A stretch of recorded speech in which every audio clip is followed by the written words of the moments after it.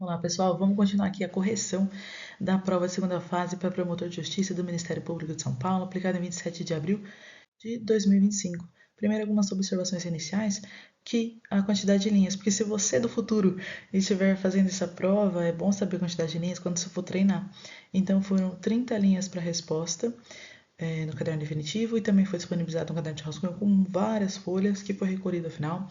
A prova tem duração de 4 horas, no qual você deve fazer uma peça. A versão sorteada foi uma denúncia com cota, com 120 linhas disponibilizada. Uma dissertação também tem que ser feita e foi disponibilizada 120 linhas, 5 questões, cada uma com 30 linhas. Então, se você somar tudo, você vai ter um montante de 390 linhas no total. Deixa eu só organizar aqui a caneta. Aqui, ó, 390 linhas para escrever. Lógico que não precisa escrever tudo, né?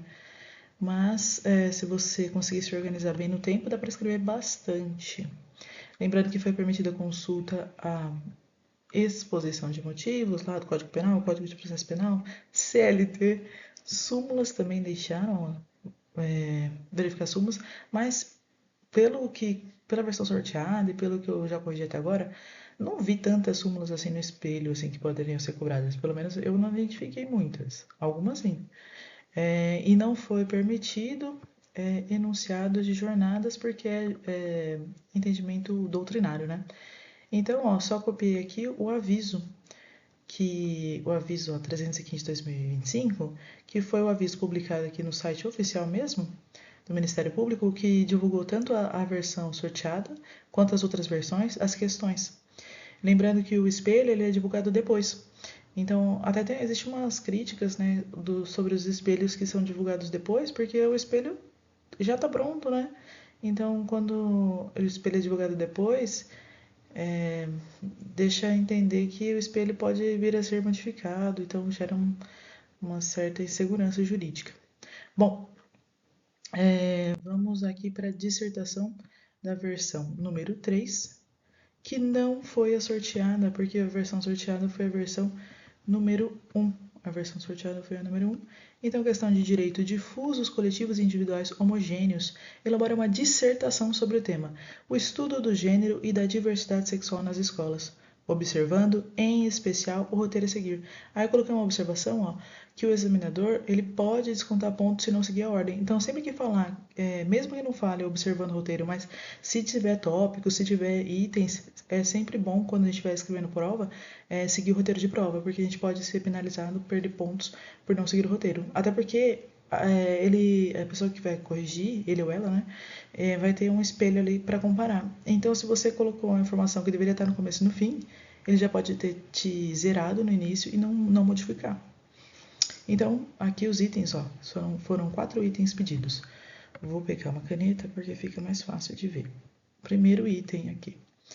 O estudo do gênero e da diversidade sexual como forma de afastar condutas discriminatórias, prevenir a intimidação sistemática, o bullying, e combater a violência sexual. Aí só uma curiosidade, bullying vem da palavra bully, que é valentão em inglês. Tá. Segundo item, preceitos constitucionais e legais. Aí, ó, os itens: princípio da dignidade da pessoa humana e do pluralismo político na construção de uma sociedade livre, justa e solidária, a educação e exercício da cidadania, a liberdade de aprender e ensinar, as bases da educação nacional, na coibição do preconceito. Terceiro item agora, a tutela dos direitos individuais, difusos, coletivos da criança e do adolescente, a inconstitucionalidade de leis municipais que visam tolerar ou restringir a adoção de matérias, aqui fiquei em cima, não sei exatamente a palavra, de matérias no currículo escolar, violação de preceito fundamental e a medida a ser tomada pelo Ministério Público. Então, alguns fundamentos legais que você poderia utilizar na prova sobre o combate do bullying e da violência sexual nas escolas, eu acho que tem grandes chances de contar no espelho, é a lei do bullying, que é a lei 13.185 de 2015, ó, institui o programa de combate à intimidação sistemática, o bullying. Então, estando lá com o Vademecum, essa era uma lei que precisava ser encontrada e citada, porque a chance dela cair é imensa. Outro fundamento que pode vir a ser cobrado é a lei 14.811, recente, ó, 2024, que instituiu o crime de bullying lá no Código Penal, o crime do artigo 146-A e o cyberbullying 146-A, parágrafo único. Também acho que pode vir a estar no espelho. Uma terceira lei que também pode ter sido útil na elaboração da prova ou no treino é a Lei Henri Borel, a Lei 14.344, agora de 2022, que mudou uma grande gama, uma grande quantidade de leis foram alteradas pela Lei Henri Borel. Então, essas eram algumas leis que você poderia encontrar no Bademecum e ter te ajudado neste momento. Então, começando a correção. O item 1. O estudo do gênero e da diversidade sexual como forma de afastar condutas discriminatórias, prevenir a intimidação sistemática, bullying e combater a violência sexual. Eu deixei grifado porque eu acho interessante, eu vi em aulas e achei muito legal. Aqui, o estudo do gênero e da diversidade sexual.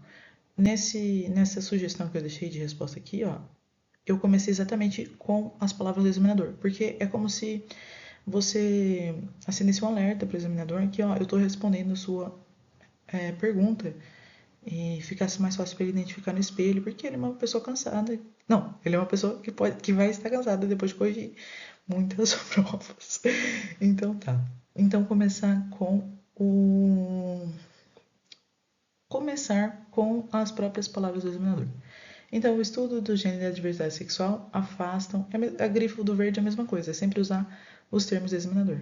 Afastam estereótipos e papéis de gênero, promove uma formação mais plural, democrática, que acolhe as diferenças, ao invés de usar de motivação para apelidos e piadas. Aí, se você consultar a lei do bullying, vai estar lá em algum artigo que apelidos e piadas são formas de bullying. Então, isso também poderia ser citado. Acabei não citando aqui, mas poderia ter citado logo em seguida o artigo, que ficaria bem legal. Essas manifestações de intimidação, os apelidos e as piadas, são manifestações de intimidação sistemática, que é bullying, previsto no artigo 146A do Código Penal, que é o crime de bullying, e na Lei 13.185 de 2015.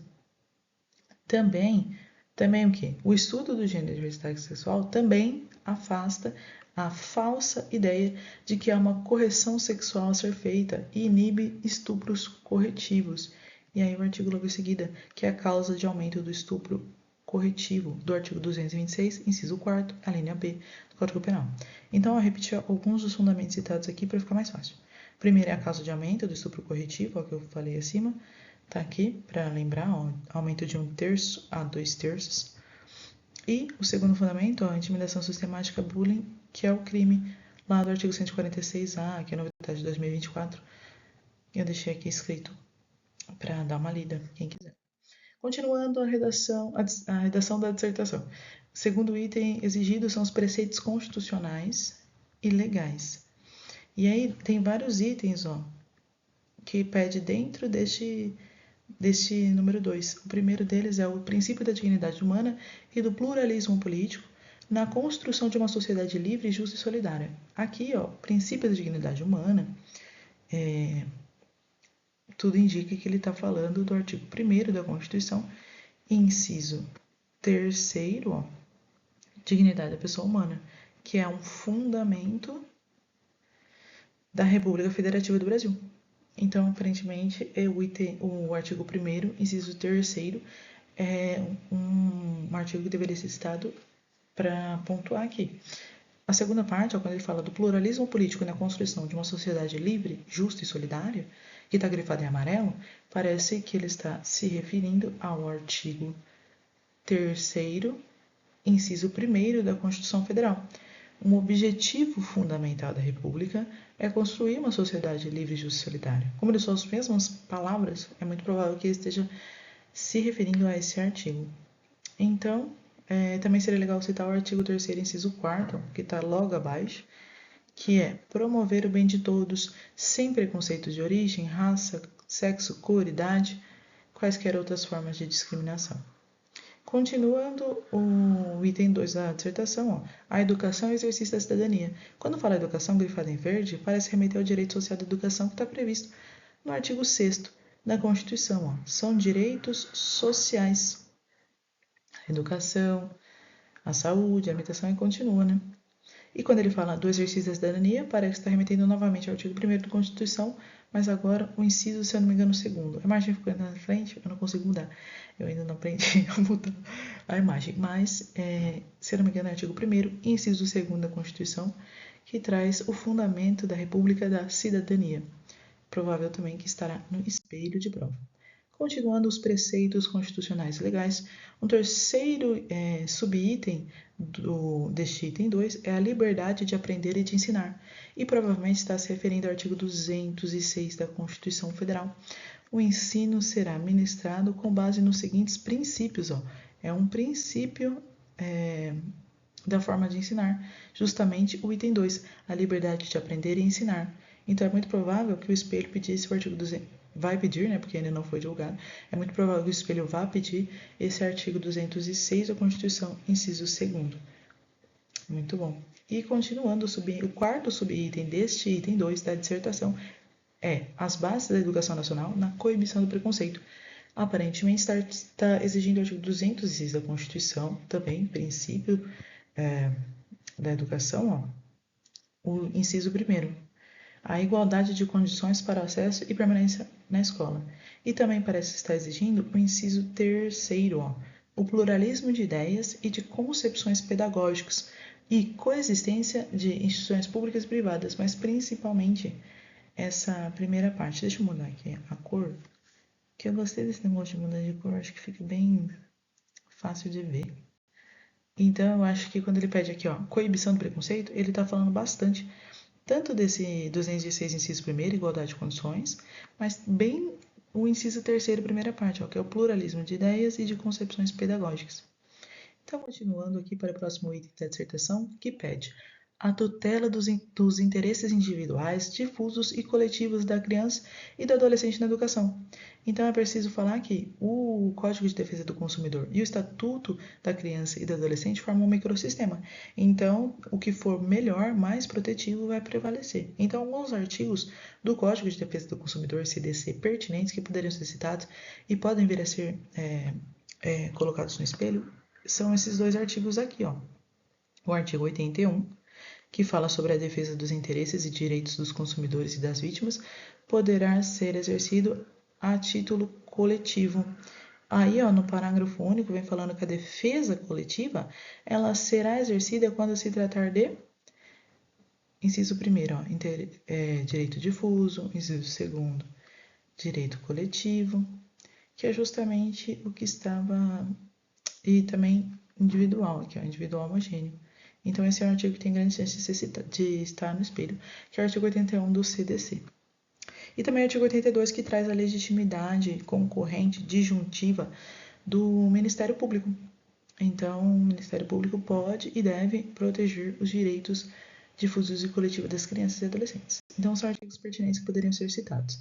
Ainda nesse item 3 da dissertação, tem artigos do ECA também que poderiam ser citados, que é o artigo 148, que fala que a Justiça da Infância e da Juventude, a JIJE, ela é competente para conhecer as ações civis fundadas em interesses individuais, difusos ou coletivos afetos à criança e adolescente, observado o disposto no artigo 209. Outro artigo que é muito interessante citar é o artigo 201, que fala aqui que compete ao Ministério Público. Mais técnicos são as atribuições do Ministério Público. Aí, inciso 5º.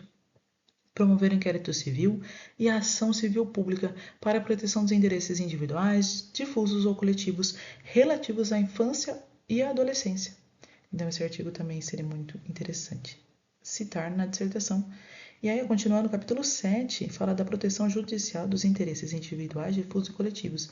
E o artigo 208, ele parece que ele preenche, subsume exatamente o que o item queria, que é: regem-se pelas disposições desta lei do ECA as ações de responsabilidade por ofensa aos direitos assegurados à criança e adolescente referentes ao não oferecimento ou oferta irregular do ensino obrigatório, deixa eu mudar de cor, do atendimento educacional especializado para portadores de deficiência, do atendimento em creche pré-escola do 0 aos 6 anos, do atendimento em creche pré-escola.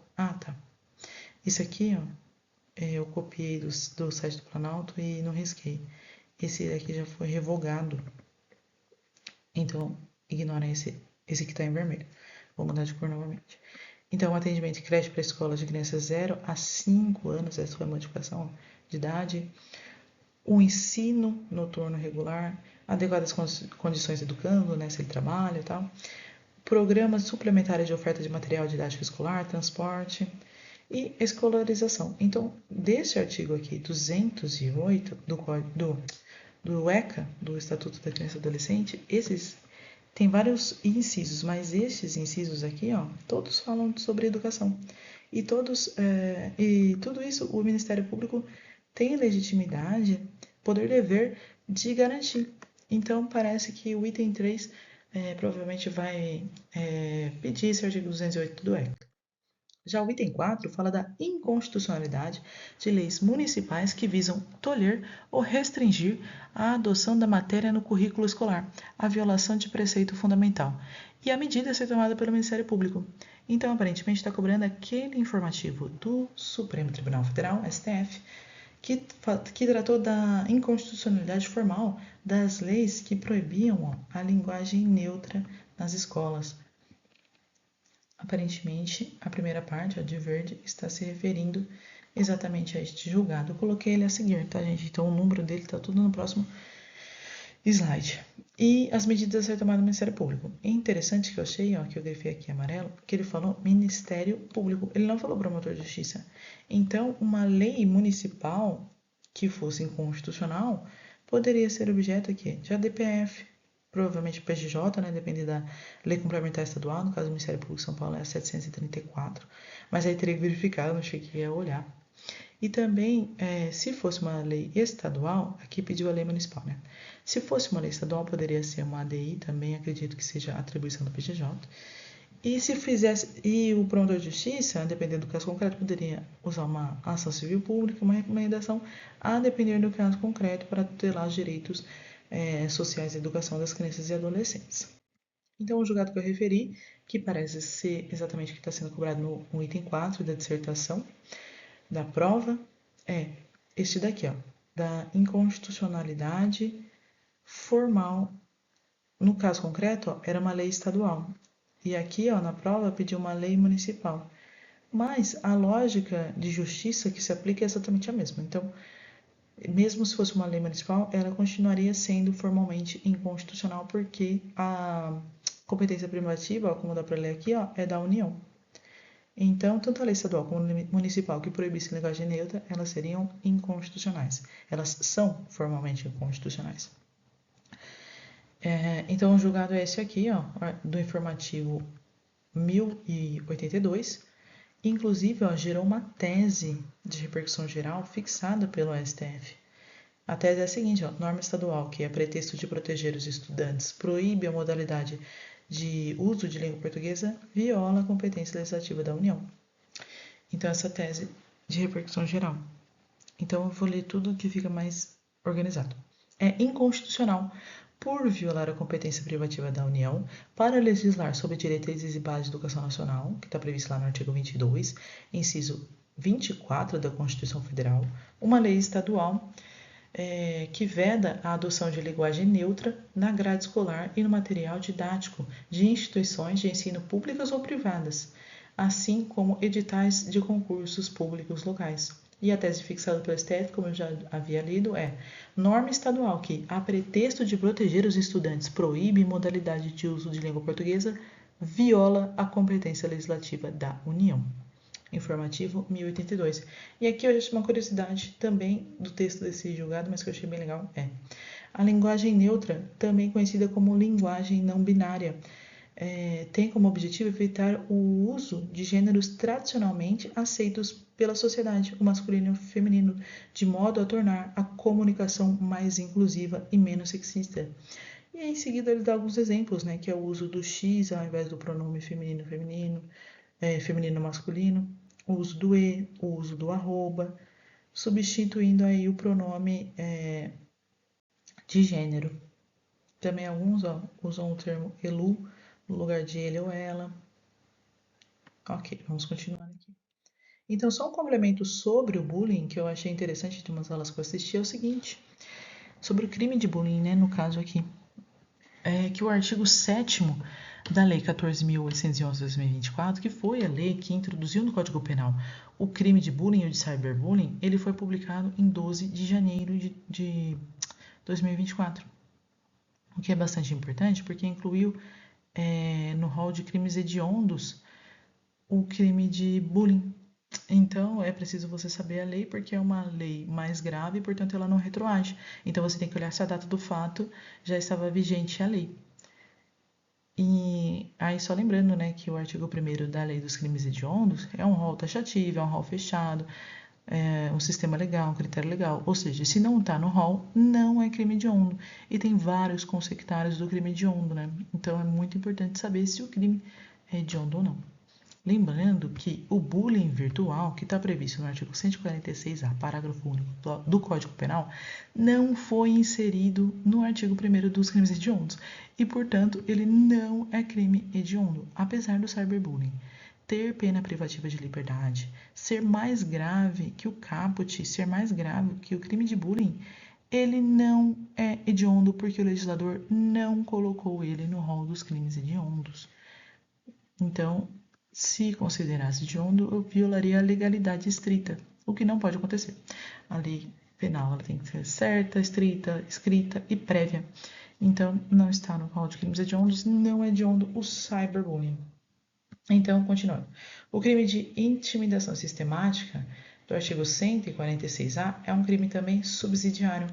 Ele segue o princípio da subsidiária expressa, porque ele traz, coloquei até a letra do Código Penal aqui do lado e estou esquecendo de ler. Porque ele traz essa expressão aqui, se a conduta não constituir crime mais grave. E justamente em razão disso, ele é um crime subsidiário.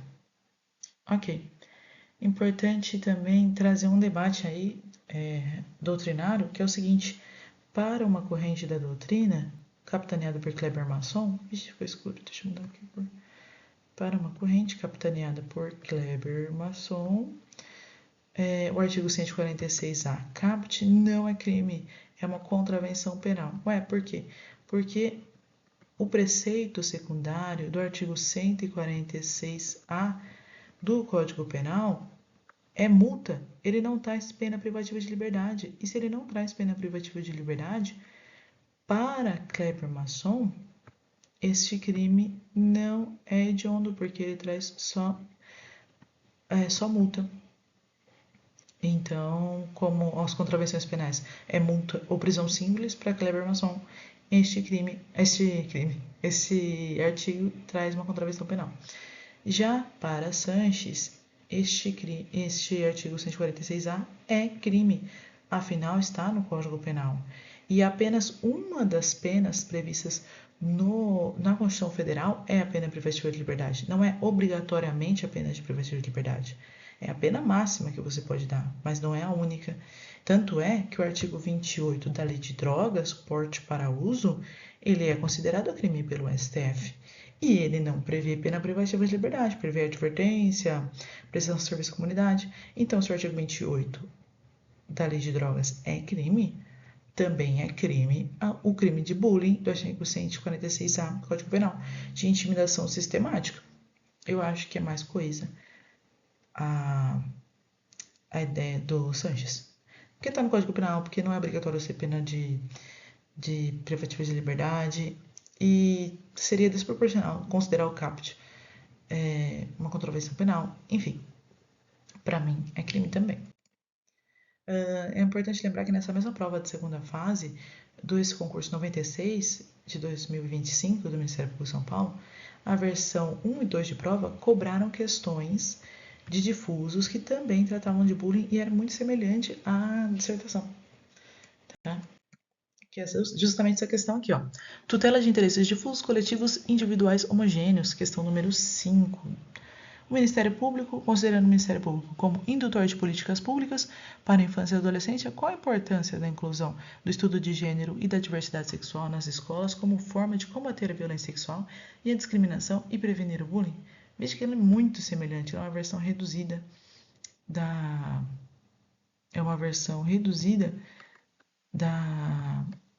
dissertação. Bom, continuando. Aqui é a continuação da questão, ó. Qual a importância da inclusão do estudo do gênero e da diversidade sexual nas escolas como forma de combater a violência sexual e a discriminação e de prevenir a intimidação sistemática? Aí, aqui umas respostas que eu pensei, ó, 3 coisas que seriam possíveis escrever que fariam sentido, que é reduzir o preconceito, criar um ambiente mais seguro para as crianças, uma escola plural, solidária e democrática. Mas se você observar, agora já tendo corrigido a dissertação do bullying, os fundamentos que pediam da Constituição, dignidade da pessoa humana, o artigo 3º da Constituição, o artigo 6º, os artigos ali finais da 200 e pouco da educação, parece ser justamente a resposta, né? Dessas questões também. Bom, e será que a gente pode falar que esse assunto, intimidação sistemática, bullying, foi cobrado na primeira fase do concurso para promotor de justiça do Ministério Público de São Paulo, 2025? Sim, questão número 11, questão de direito penal, lembrando aí que são 15 questões de direito penal na primeira fase, pediu justamente sobre o crime novo, o crime de bullying, crime para quem acha que é crime, o CAPT, contravenção penal para quem acha que é contravenção penal, o CAPT, porque não há esse debate do cyberbullying. Cyberbullying, como tem pena privativa de liberdade, ele é considerado crime. Apesar de, olha que violação à proporcionalidade. O CAPT, que a gente nem sabe se é crime, ele é hediondo. Mais um argumento para falar que ele é crime, né? Porque ele tá no rol de crimes hediondos. E não tem contravenção penal hedionda. E também seria desproporcional. Mas enfim, voltando ao raciocínio inicial. O caput, artigo 146A, caput, não tem pena privativa de liberdade, é considerado hediondo. O parágrafo único tem pena privativa de liberdade e não é hediondo. Durma com um barulho desse. Bom, aí eu trouxe o gabarito, a letra E, para o MES, com as respostas. Esse arquivo está na internet, geralmente o MES, o Estratégia, eles corrigem as provas e deixam esse material aí disponível para os estudantes. Então, se você procurar no site dos cursinhos, você vai encontrar. Mas olha também que polêmico, que curioso, o MEG, gabarito E, com as respostas aí para quem quiser ver. Para o cursinho Estratégia, gabarito D. Eu não sei se eles estavam com versões de prova diferente ou eles entenderam diferente. Na verdade, eu não parei para ler, eu só colei aí para quem quiser resolver, porque minha ideia era mostrar que caiu na primeira fase, caiu na segunda fase. Será que vai cair no oral? Deus me permita ter esse sofrimento. Bom, continuando. Eu terminei aqui de colocar o gabarito para quem quiser corrigir. E uma frase o quê? Motivacional. Que é: na vida, a gente nunca perde. Ou a gente ganha, ou a gente aprende. É isso. Obrigado pela atenção.